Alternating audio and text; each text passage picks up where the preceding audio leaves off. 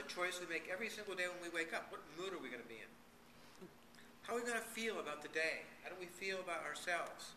What we can accomplish? Is that positive or is it negative? Or is it somewhere in between? Or do we not even give it a thought? We just go out and be however we are.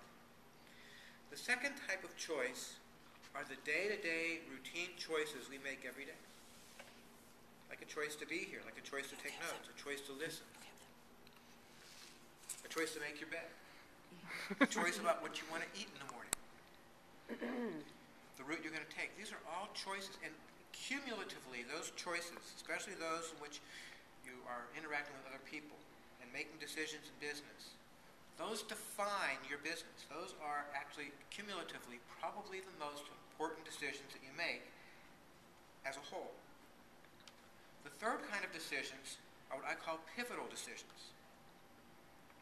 So in life, a pivotal decision will be, well, what do I major in college? What kind of a job should I take? Or in business, what kind of strategic objective should we pursue? How should we pursue those? So the idea is those pivotal objectives, those pivotal decisions and choices are really important. But what's really interesting is you could really screw those up and be okay if those little tiny choices collectively are the right ones and taking you in the right direction. So it's those combination of those three that really make the difference in terms of how we live our lives, how we manage our businesses, and our success. And finally, fruition. Finishing well, taking all the things you've done and bringing those to completion. Think about the people you know who have gotten to use a football analogy, the 10-yard line or the 5-yard line. And they just were never able to get it, make that goal, to actually achieve what they wanted to achieve. When I was in school, we talk about people who are ABDs, all but dissertations. Okay? So they did all this work. They just couldn't quite finish. And so finishing well is really important. Okay, so those, in retrospect, are the things I learned from a paper route. Oh my gosh. I didn't know it at the time. I'm sorry. They're just things that happened. So, one of the first questions I have for you is this. Thinking about your business, what's the magnificence of your business? Magnificence is not a word that we usually associate with business. But in a sense, the magnificence of your business is what people value and which makes it really work. And it's what you bring in terms of value to the community, to your customers, to your consumers. And the other part of this is, what's the magnificence that's inside you? What's that inner you that in yourself you bring to your business and all the things that you do in life?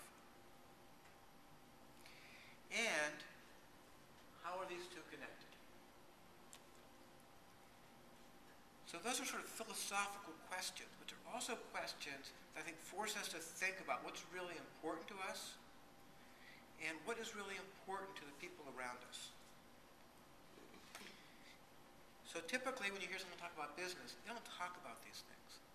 But I really think that the personal and the business side are really very interconnected.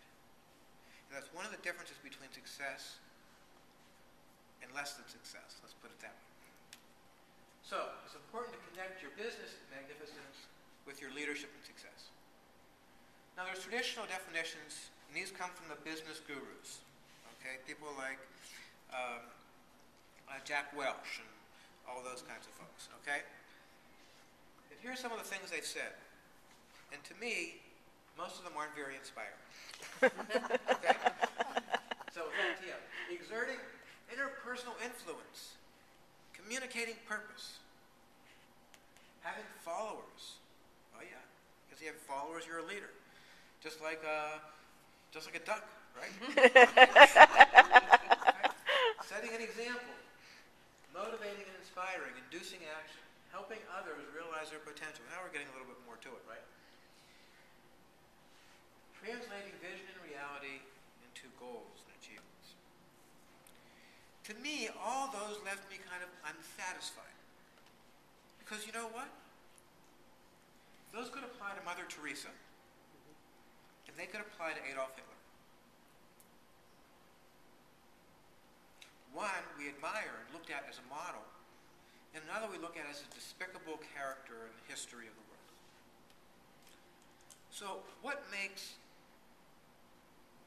leadership and entrepreneurship really meaningful and